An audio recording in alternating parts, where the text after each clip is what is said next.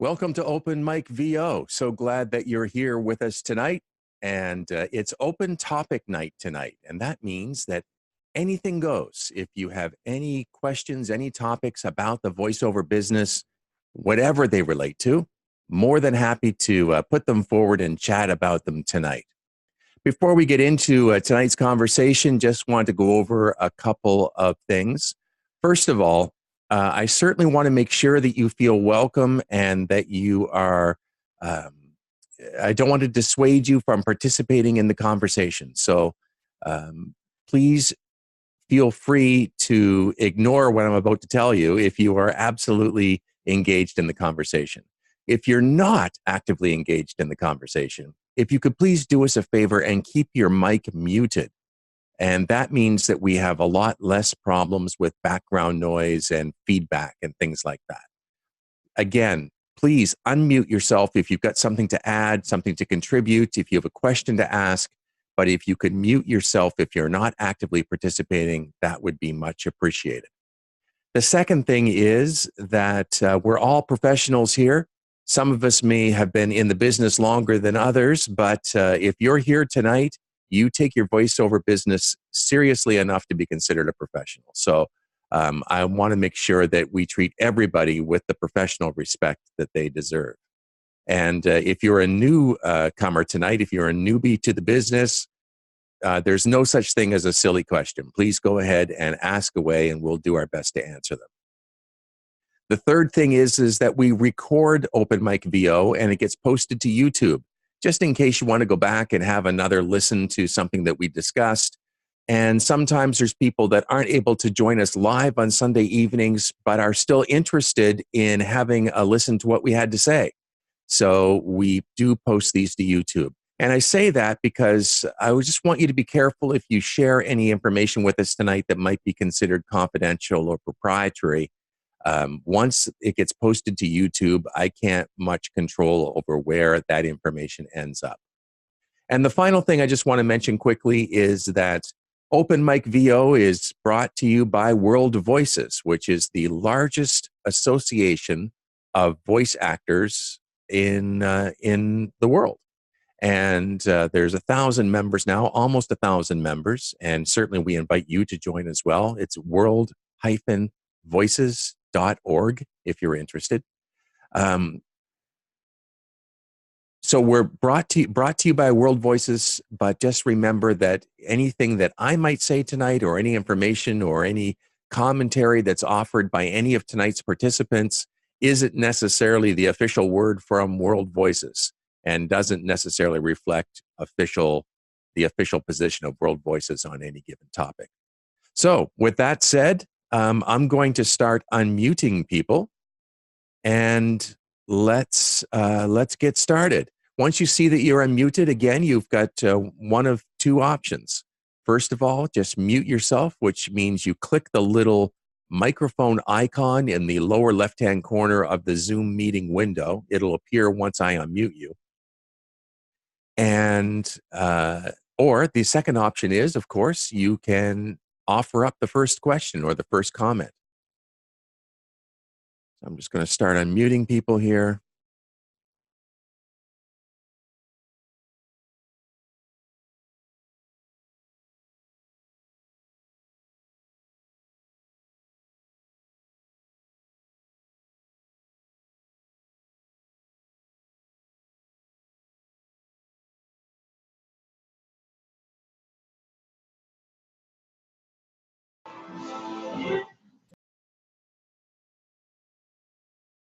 Hi, Graham.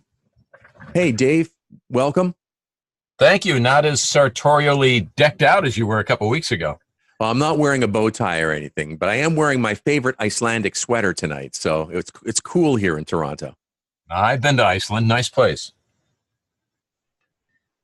Hey, I was listening to a pro audio, and I'm pulling it up here, a pro audio podcast earlier, and I would direct people to it. The podcast, let's see, I got to go back to the original screen here. I'm sorry, I'm not, It was George Whittam and a bunch of other guys. They were doing a great 2 or 3 Aussie guys. I forget the name of the podcast. Maybe you know the one. I was And just listening to it earlier today. It is Andrew Peters, the Pro Audio Suite. There you go. And shout out to them. They did a microphone shout out. Now it's a 2-hour long Ultimate Mic Shootout, and I would encourage newbies, if there are any here. First of all, it's a great way to test your ears. Can I hear what they hear? And they go through a whole range of microphones, and there's about 1 billion years of experience behind those microphones doing the shootout. It was really fascinating to hear the results of that. So if people want to listen to that, that would be a good place to go. It's the best one I've ever heard. And strangely, they arrived on the NTG4 by Rode, and the NT1 by Rode were equal to their respective shotgun and LDC microphones. Well, it's funny because I was listening to that exact same podcast earlier today, and yeah, the NT1 I think is $250 US, and that includes a Rycote shock mount. It includes a pop filter. And yeah, they said that it sounded as good or better than the $2,800 mic that they were testing, which was a Gefell microphone. That guy had an amazing voice, so I'm sure that had something to do with it. But it was interesting to hear those, because they didn't know it was coming, and they did it. It was really well done. It's a good 2 hours of instruction to see, because I was trying to figure out, can I hear the differences that they heard? And it was interesting to hear their conclusions. It was a great mic shootout. It was really interesting, and I'm glad that you brought it up. And Doug Turkel typed into the chat box a direct link to the podcast for those of you who are interested. voradioshow.libsyn.com, and you'll find the episodes listed there. Bill asks, would you consider talking about the differences between voices.com and voice123.com? There's a loaded question, and but we haven't talked about these two online casting sites in quite a while on OpenMicVO, so I think it's a relevant one. Who wants to tackle this? What's the difference between voices.com, voice123.com?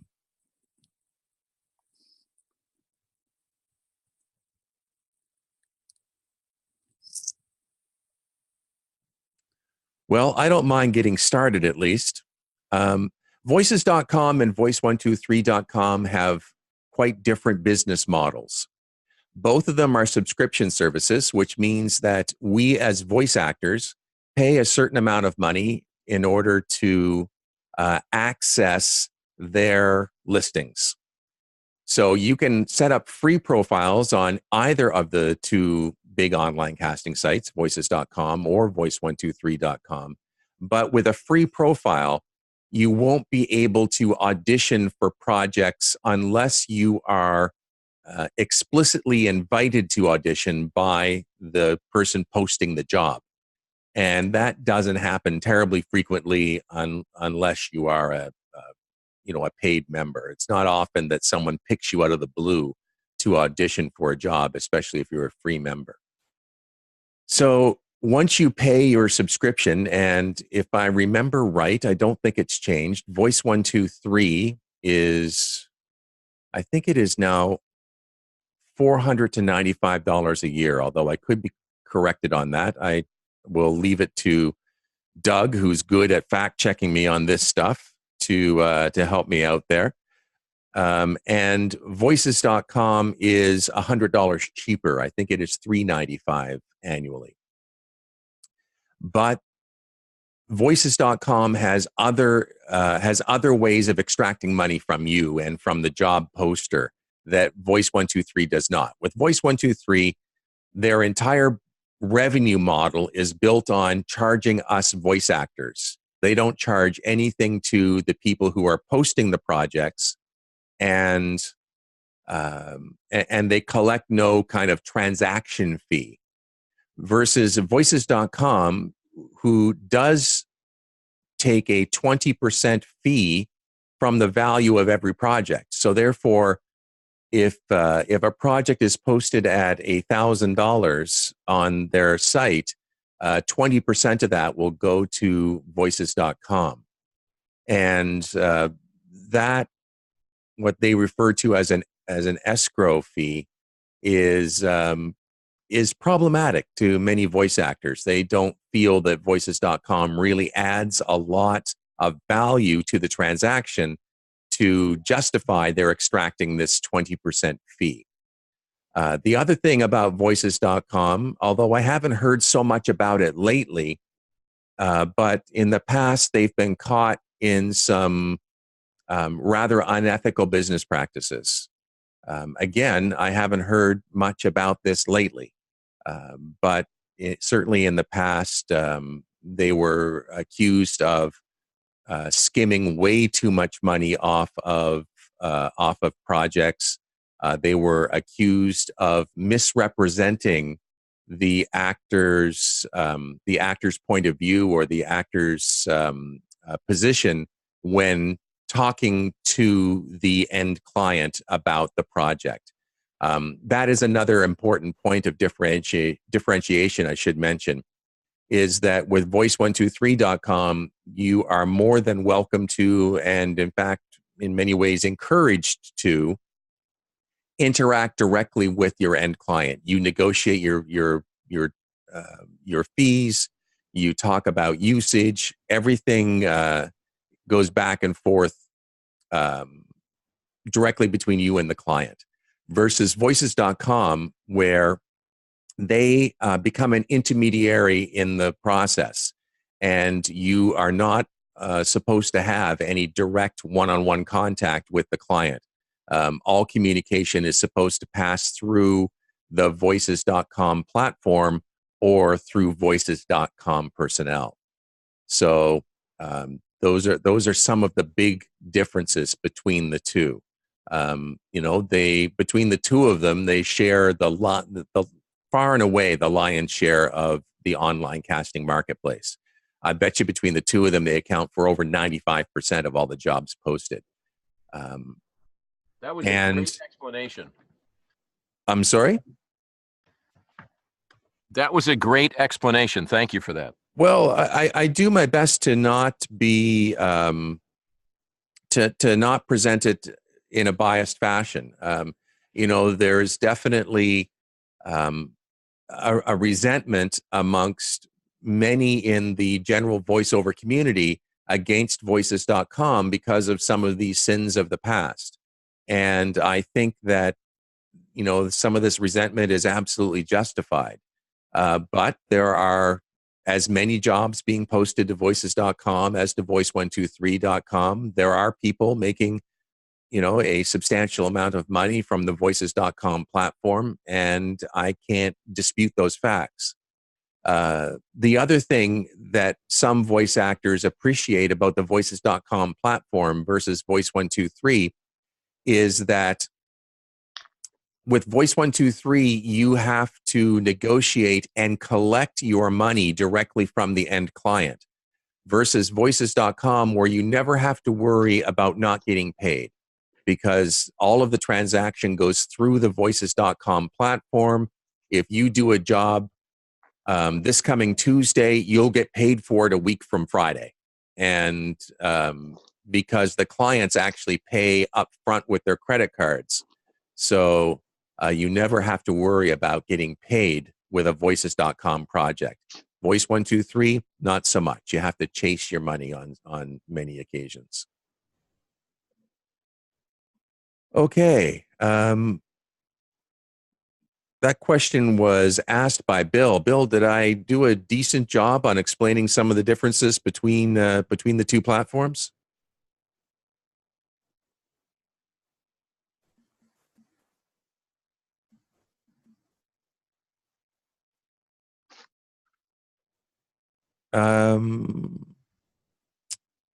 John Bowers is asking, both Voice123 and Voices.com have premium memberships beyond the regular subscription. Voice123 has a platinum membership, which is almost $5,000 US, and Voices.com also has a premium membership, which I think is less expensive. I think it's $2,500.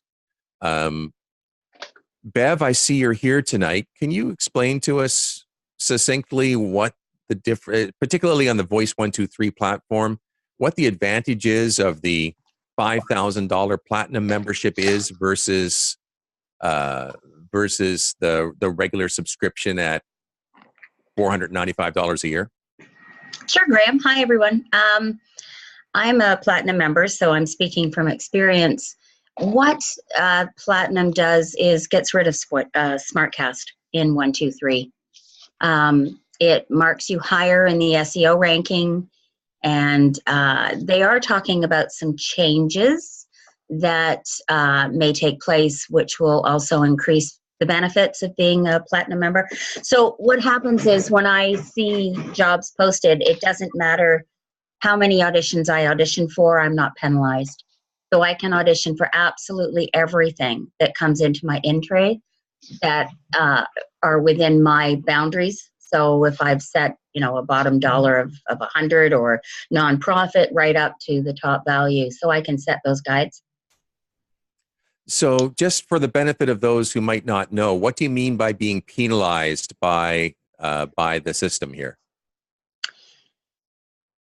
Smartcast is set up so that everybody gets a chance to audition, and so they keep a record of how many auditions you do. So if you're auditioning for everything, you'll stop seeing auditions in your in-tray, or you certainly won't see as many, so that other people have a chance to get in there, because some clients only want to see 50 auditions. And it's not necessarily a first come, first serve.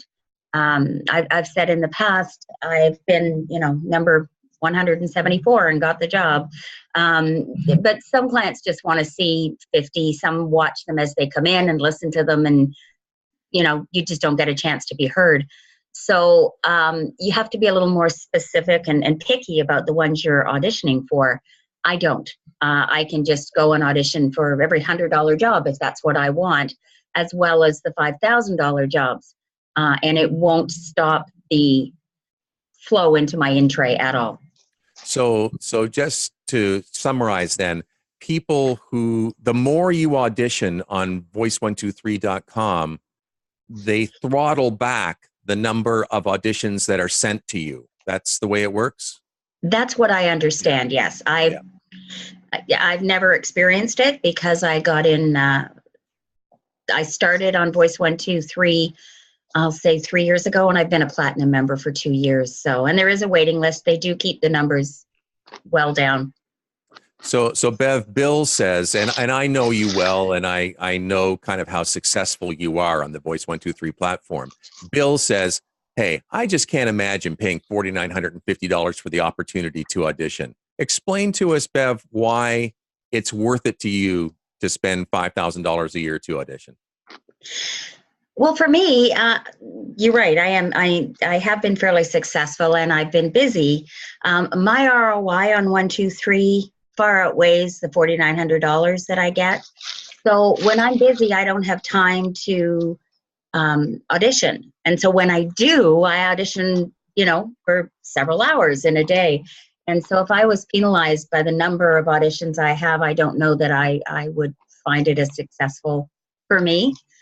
This year, I actually gave it some thought before renewing. And ironically, the very first job I got paid for 2 years membership. So I stayed, right? Awesome. Dave's asking, are the slots limited in number? And you just kind of referenced to the fact that there's a waiting list. I've kind of heard rumors that it's 50 men and 50 women. Is that right? Maybe less than that. Okay. But it's certainly no more than that. Yeah. Fantastic, Bev. As always, you're a fount of knowledge, a fount of information. Nice to join you again, Graham. Thanks so much, Bev. Hey, Graham. Hey, Pat. How are you tonight? I'm doing well. And yourself? Good. This question kind of goes out to all our experienced voiceover people. When you think about all the necessary components of a successful voiceover business, such as the clients, the contracts, the agent, marketing, worrying about your vocal health, professional development, staying current, networking, time management, pay-to-play sites, in your opinion, what is the top 3 to 5 non-negotiable components that you would advise someone who's starting in this business? Wow, what a great question. Anybody have any thoughts on that they want to offer? There's literally dozens of things that we have to think about and worry about as we are going through our voiceover careers. And Pat, I think you just did a good job listing some of them. If you had to pick 3 or 5 things to focus on as a new voice, if you were going to give advice to somebody, 3 to 5 things to focus on as a new voice actor, what would those be? Bev, I know you've always got opinions on these kinds of things. What are your thoughts on it? Stop. That's a loaded question. Isn't that because a great question? It really is. There are so many things to do. I think one of them is to make sure you do your homework on your coaching and demo producers. End result of that, have a decent demo. Second would be being involved with online casting in some aspect. You've heard this word, but it's not going away. And I have regular clients that still post there, even though they'll hire me, they still post there. So I think some online castings are better than others. Do your homework again and be involved with that. And number 3, I would have to say, well, maybe not number 3, but I'm going to throw this out there. Number 3 is networking. Talking to other people, reading other people's posts, staying up to date on what's going on in the industry, reading posts that were, red flags, and other people where they praise companies that are legit. And if you do those 3 things, as well as marketing and trying to get agents and all those things, they'll kind of guide you to where else you need to focus. If that helps. Fantastic. Bev, you answered that far more eloquently than I could have. That's for certain. I'm dying to know who's eating an apple. Oh, gone. That would be me. It was popcorn. Okay, My Michelle. apologies. I thought I had muted. Oh my God. No problem. Mute yourself if you wouldn't mind. Yes, will do. Thank you so much. I apologize. But boy, that popcorn sounded good. Yeah, seriously, now I'm hungry. Yeah, now I'm hungry. Dear. Oh my God. I'll fix that. Who else has got a question for us tonight, or a comment? Actually, I've got a question I'd like to throw out there. Of the people who are here tonight, how many people are going to the World Voices Conference, WovoCon, which is coming up in just a few weeks in Las Vegas? Just put I'm going to lower all hands here. Just put your hands up if you're attending WovoCon, which is coming up in just a couple of weeks. Oh, a couple people there. I always enjoy conferences because we spend so much of our time closeted away all by ourselves in solitary confinement as we are in our little booths voicing away.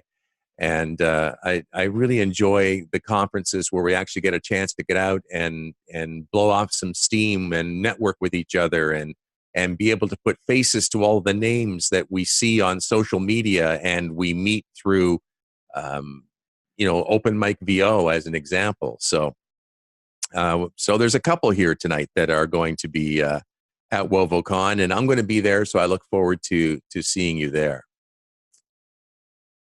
Kendall is asking, going back for a second to Voice 123, and again, Bev, I'm sure that you probably are in the best position to answer this.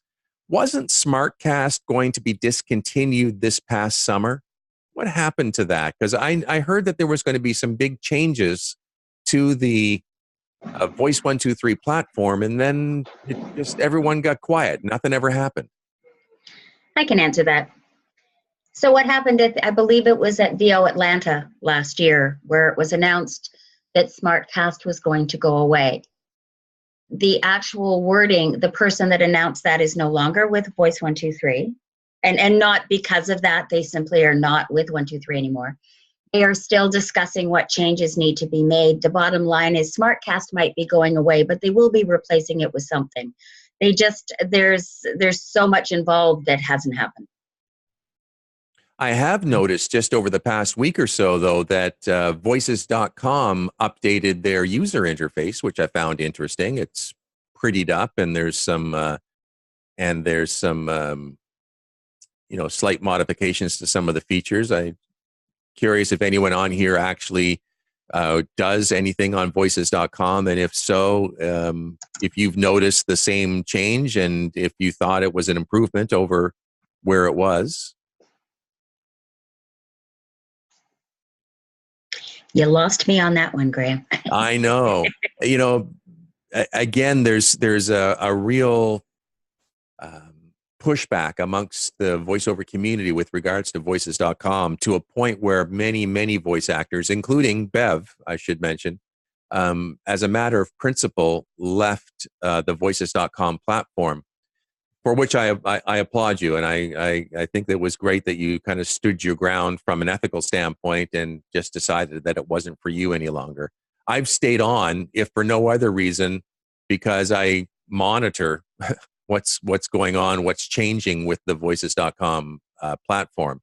I'm a member of pretty much every platform, even though I don't audition on all of them, that's for certain. Who else has got a question for us? Hi, I'm Sarah. How are you? Hello, Sarah. Welcome back. Good to hear you again. Thank you. It's good to hear you too. I was wondering, as a beginning animation voice actor, aside from the online casting platforms, where would be the best place to find jobs?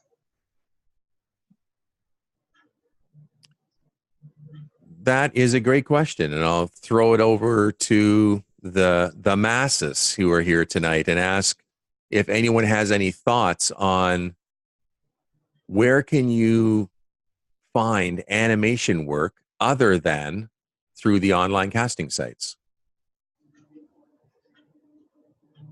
Graham, this is Carol. I was just going to say quickly that Global Voice Acting Academy it was founded and is partially run by one of the hottest animation actors, Christina Malizia. But if you go to, it might be Global Voice Acting Academy, but it might be just GVAA. They have great classes and resources, and even just meeting with her or someone in that genre who might just give you a little bit of talking.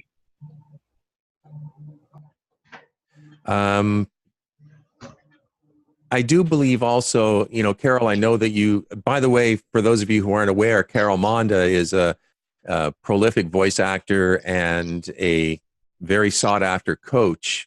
And you can reach her through the Global Voice Acting Academy. You can also reach her through Edge Studio and directly at, if I remember right, it's Carol Coaches.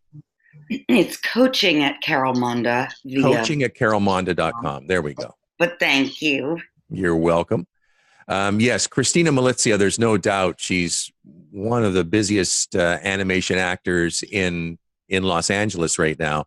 And I think the Global Voice Acting Academy would be a good resource for sure. Is there a coach named Jay still at Edge Studio, Carol? Do you know? Absolutely, yes. Jay Schneider. Jay Schneider, yeah. That's who I was thinking of, who's also, he's more into anime, if I remember right. Yes, I think that's largely his background, but I think he certainly has covered, most of the animation field, and he is just salt of the earth. I'm so glad you mentioned him. He's awesome smart guy and a great coach, and awesome guy. So he can be reached through edgestudio.com, and that's literally edgestudio.com. Is the, exactly, is the all one word, and it's Jay. I'll spell it now. Schneider, SNYDER. Fantastic. And I screwed up your email address just a second ago. It's not carolmonda.com. It's carolmondavo.com. So that might have been me. No, that was me. Okay. So if those of you looking interested in Carol, you're still largely doing audiobooks, if I remember right. Is that correct? I think I would say now it's sort of a mix, almost half and half, promo and audiobook. But I do short form narration and even longer form like television narration sometimes for fun Discovery ID tabloid shows. So it's a mix. But my background in terms of VO began with audiobooks, or at least solidified through audiobooks. Sounds like you've been busy, and that's awesome. I'm so glad to hear that. Thank you. So Sarah, hopefully that adds a little bit of information for you. Who else has got a question for us tonight? Hello, this is Michelle, the one with the popcorn. Hello, Michelle. You're all done your popcorn now? No, I set it aside. Out of respect. I'll wait. I'll butter it again later. A quick question: Is it necessary to take acting classes to be able to polish one's skills? Because I did, what do you say, webinars and conference calls at one point for my employer, and that's how I really got interested in doing this. Mm-hmm. But I would like to do audiobooks and things of that sort. I've been reading for the blind, and so I've sort of developed a, how should we say, a skill at narrating things. But I hear from different sources that it's best to take an improv class or take an acting class, and I just haven't gotten around to that. Is it absolutely necessary? You know what, Carol? I'm going to throw that one to you because I know that you'll answer that far more thoroughly than I'll be able to. Okay, well, I would say that it's not absolutely necessary. There are certainly, many people who do any kind of VO, and that includes audiobooks without having had an acting background. But is it 99% more helpful? Yeah, it really is. Just even a class or a like sometimes there's an actual course, 6 weeks or something like that. And that's, of course, even better. But improv is also great. Yes. I think even reading acting books like Uta Hagen's, oh my God, it just escaped me, Respect for Acting. And anything else that's a really old one, but it gives a very traditional sort of, at least one view of the process and the approach and things like that. That can't hurt either. Okay, well, that's useful. Thank you. Good.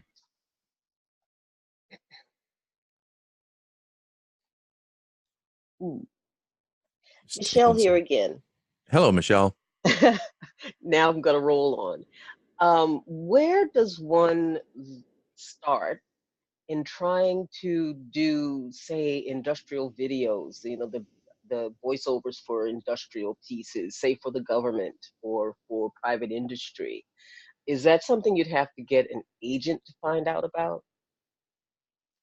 In my experience, those jobs have rarely come to me through my agents. My agent here in Toronto, and knock on wood, keeps me reasonably busy.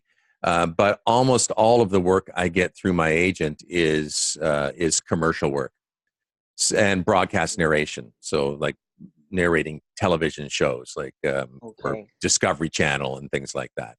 So when it comes to industrial narration, web video, stuff like that, I got to tell you, it's largely Voice 123 where I get recruited for those jobs.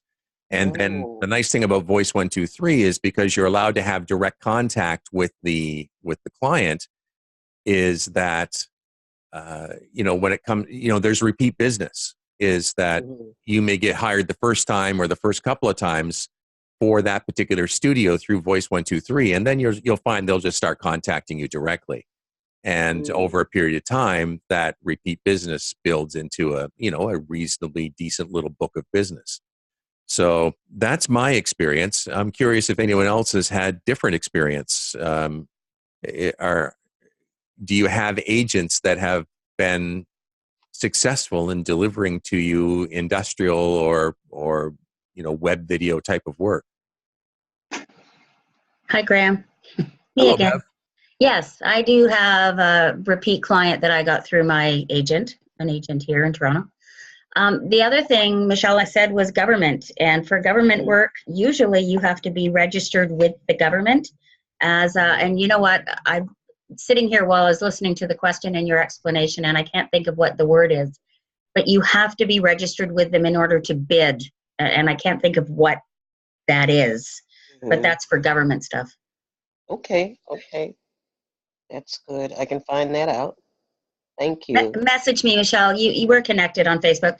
I can't remember off the top of my head, but I do have it somewhere. So just send me a private message and I'll see if I can find it for you. Oh, okay, wonderful. Thank you. Thank you.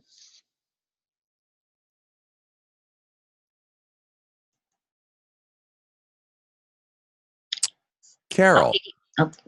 Bill asks, you are a favorite audiobook narrator for female narrators. What about you? What are your favorite narrators in the audiobooks area? Thank you.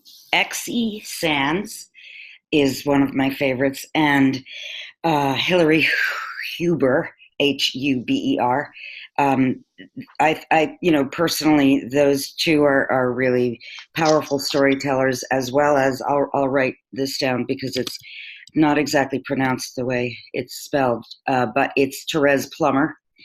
But then there are tons of people, sort of even more veteran than those I mentioned, like Barbara Rosenblatt, Robin Miles, fantastic. Suzanne Torin is very popular. But for me personally, I really enjoy Therese and Hillary and Exie. What about males? Oh, wow. So I love George Guidall, which is also, it's spelled this way. It looks like Guidall, and it's pronounced Guidall. And I love Richard Poe. There's a great kind of wealth now of not young, but younger and newer narrators, and Graham Halstead is one of them, who I think is quite fun. Surely Johnny Heller makes that list. I wasn't even close to being finished. Yes, Johnny. I'm going to tell Johnny you didn't even mention him. No, I'm not. I really wasn't done. Because of course there's also Scott Brick and PJ Oakland. These are people it's funny, many of them happen to be coaches. I would say half of these people. But they are because they love it so much. Yes, R.C. Bray is fantastic. Fantastic. Thank you, Carol. Yeah, sure. And thank you, Bill, for the great question. That's Exie Sands with an S, I assume, isn't it? I'm so sorry. Yeah, I muted. Yes. Okay, cool. Sorry. Very cool. Just trying to make a couple notes here.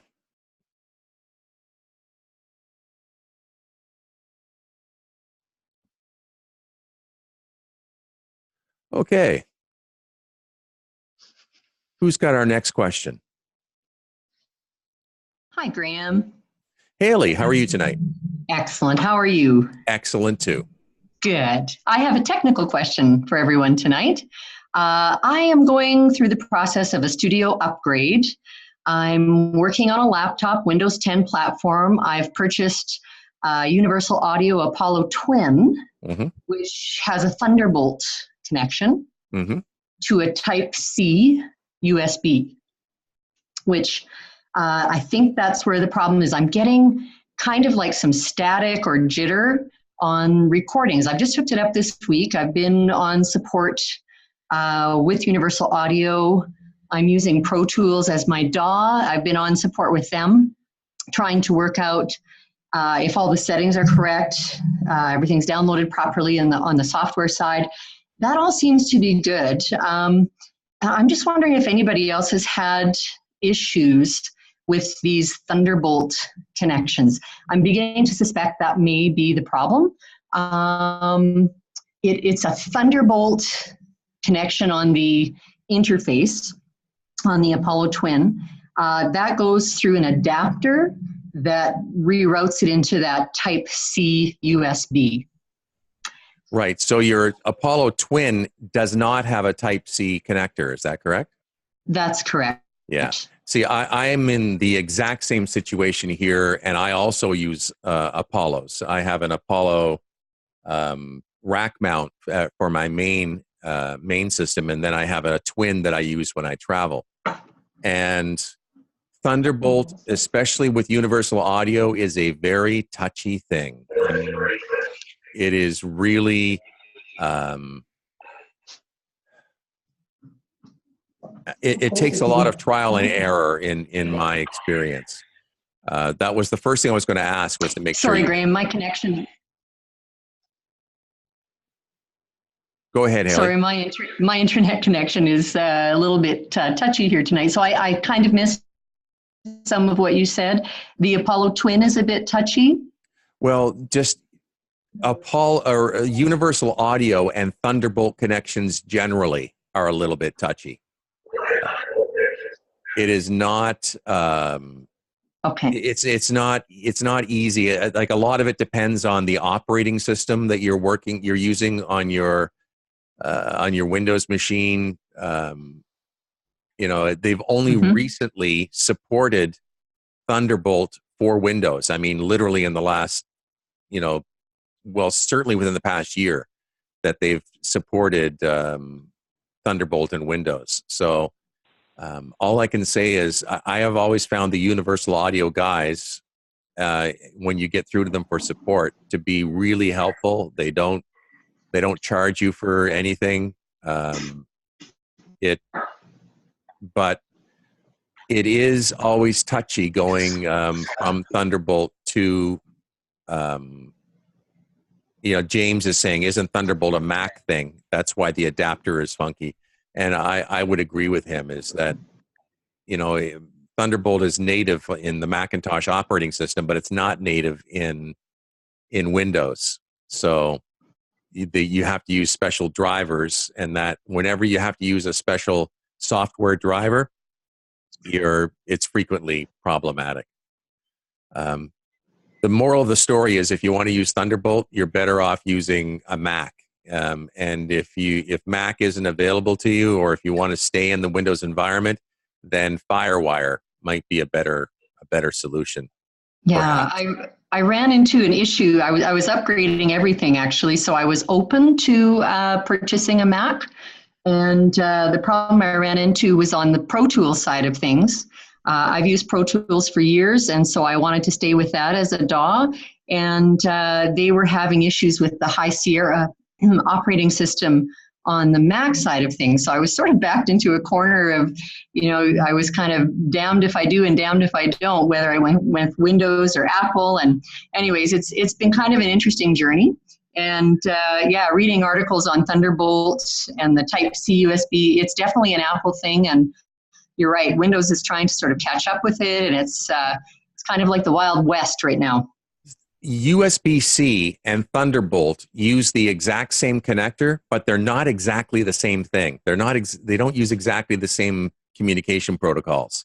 So that's why that little adapter box is necessary. And it took me a week with a guy who is very, very, very well versed in this stuff in order for me to get it all working properly. So I might need that guy's number.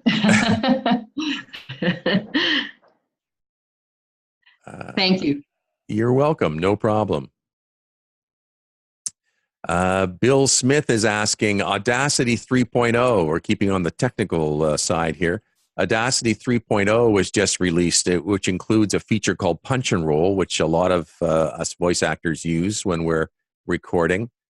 Has anyone yet tried out Audacity 3.0? And if so, what have your results been? This is James in New Jersey. The punch and roll on Audacity is great. It's a nice feature that they implemented. The downside is that it's still destructive editing. So you have to make an exact punch, otherwise you have to keep on punching in to where you want to get the punch, because you've got nothing to play with. Whereas in other DAWs, a lot of times they will record during the pre-roll for the punch and roll, and you will have that information that you can use to fine-tune your edit. In Audacity, you can't.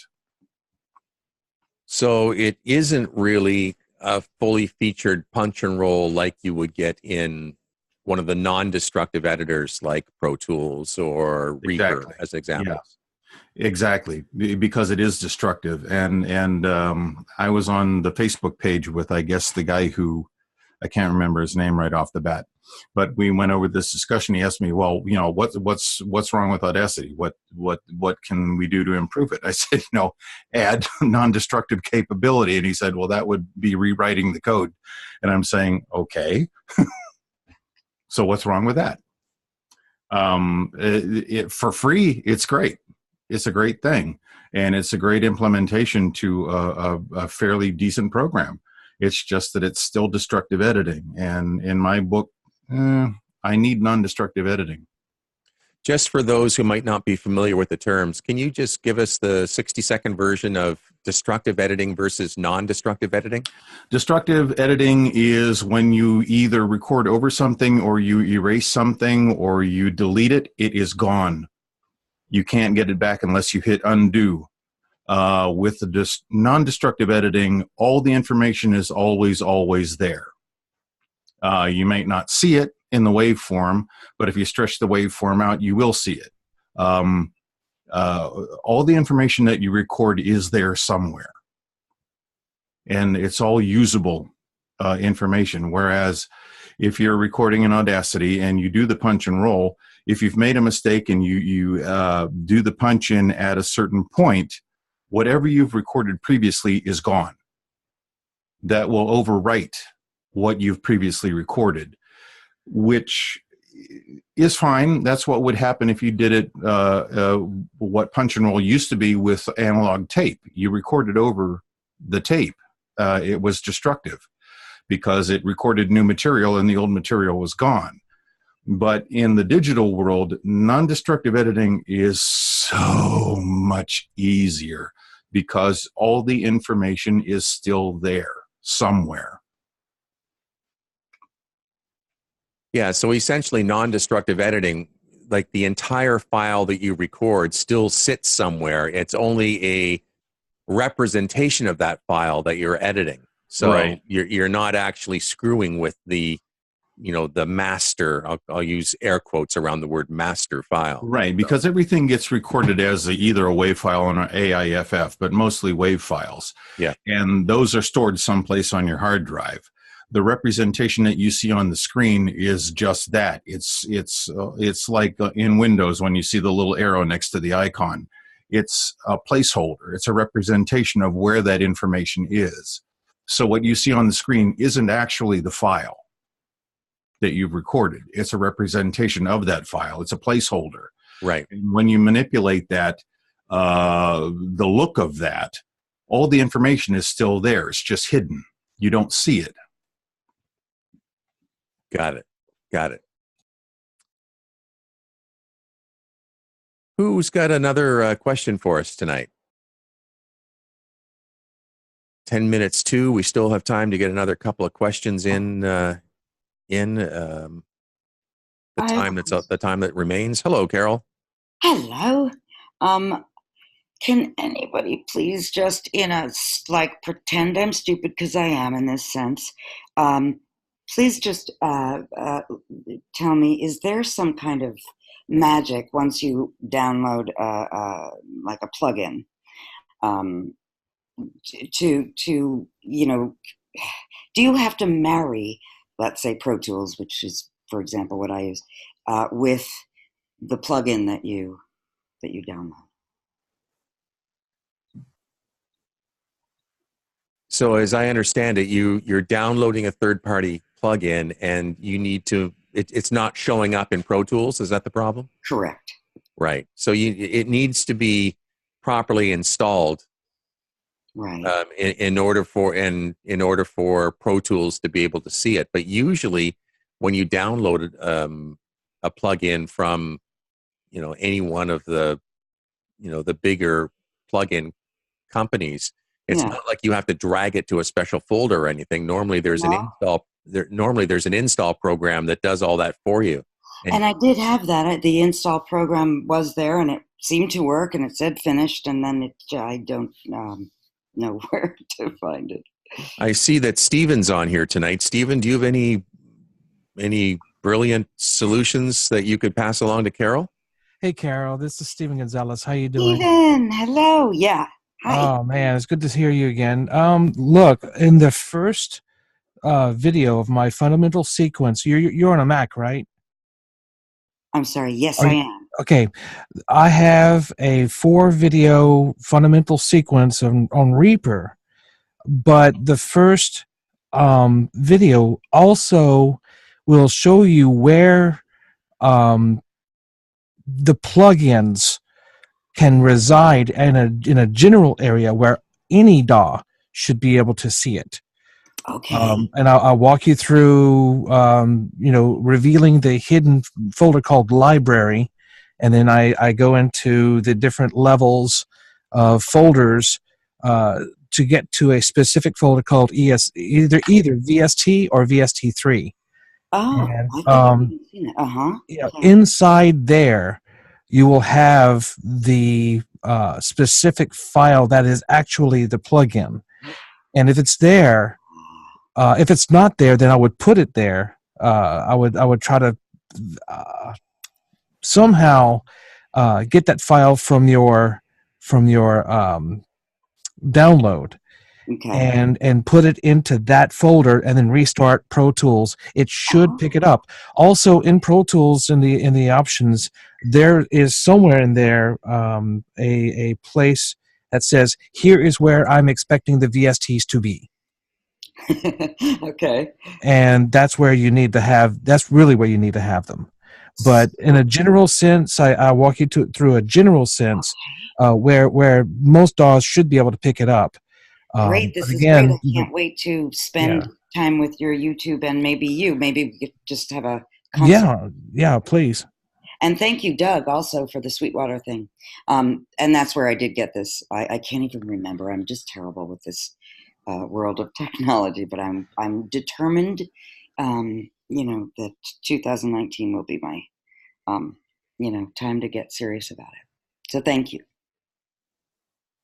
Yeah, for those of you who missed it in the chat box, Doug found a link at Sweetwater, sweetwater.com/sweetcare/articles, find missing Pro Tools plugins. So that could be of some assistance as well. And Stephen, would you mind maybe just typing in the web address for that YouTube video? And that way we can get it directly off to Carol and to those other people online that might be interested in taking a look at your videos. I'm on it.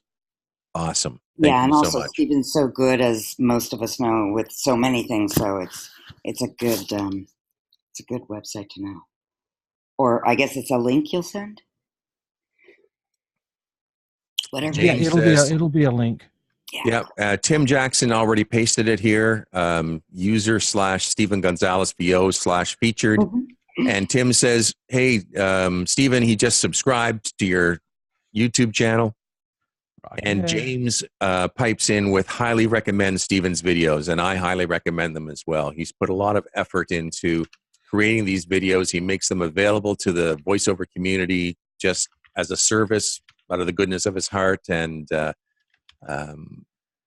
definitely recommend Stephen's videos. And I think he's got a little tip box there. So if you use one of his videos and you found that it saved your bacon someday, make sure you drop him a couple of bucks in the tip box. Graham, before the night is over, I just want to let those know that in the chat box, I found my notes on how to start registering for the government. So it's a 2-part post with contact informations and websites to help you get started. You have to create a DUNS number, and then you have to go to SIC code, and you have to do the SAM registration. But there are explanations on these websites, and those are the sites you have to go to get there. Oh, wonderful. Thank you so much. You're welcome, Michelle. Sorry, Bev, you sent those just to me, so I'm just kind of cutting and pasting here and putting them into. There we go. Okay, so so everyone, there's 2 different posts that I've reposted from Bev with regards to that process. Thank you for that, Bev. You're very welcome. And that's why I didn't answer the technical question. I can't even post on the chat. Thank you. Graham? Yes. Before we go, another question about people who are just starting in this business. Since there are so many facets to it, what would you suggest as for time management on a daily basis or weekly basis?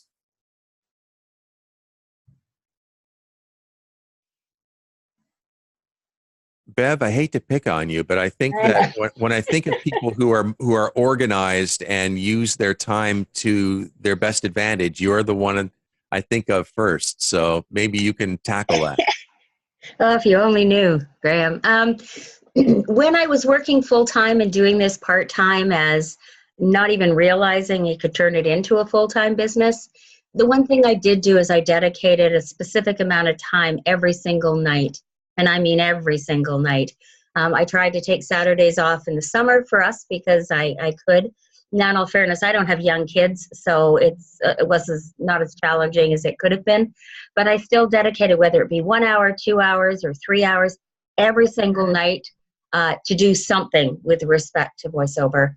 And it just proved it's the discipline. It's you're running your own business, whether it's part-time or full-time.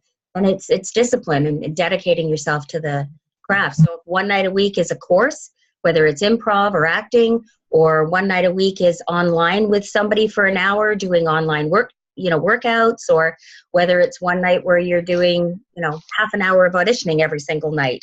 But whatever you do, make yourself a schedule and try your best to stick to it. Back when you were first getting into the business, Bev, how much, as a percentage of the total time you spent on your voiceover career getting started, how much time did you spend auditioning? Oh, most of my time when I started. I didn't have any work, so I just auditioned. But I did 1 night or 1 Sunday afternoon a week was either at improv or acting, mostly improv. And then I would do, if I got a job, I would do that almost right away if I could, if not as soon as I could, the very next day. I learned to tell my clients that I had previous commitments or I was scheduled, and I would get it to them within 24 hours. So once the work was done, I would start auditioning. And I would spend, if I was able to spend 3 hours in an evening, from 8 till 11 or whatever, I would say a good hour was auditioning.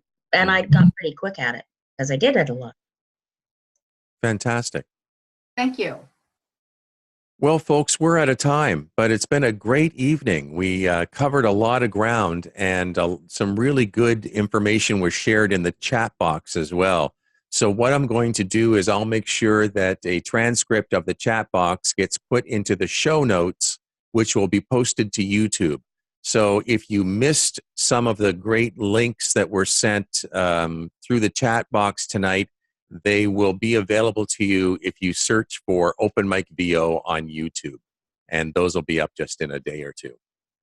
Thank you all so much for your attendance. It doesn't work without all of you here attending and participating and contributing. So I thank you very much for that. Thank you. Thanks, Graham. Have a great night, everybody. And until we speak again next week, book lots of work. Good night now. Right.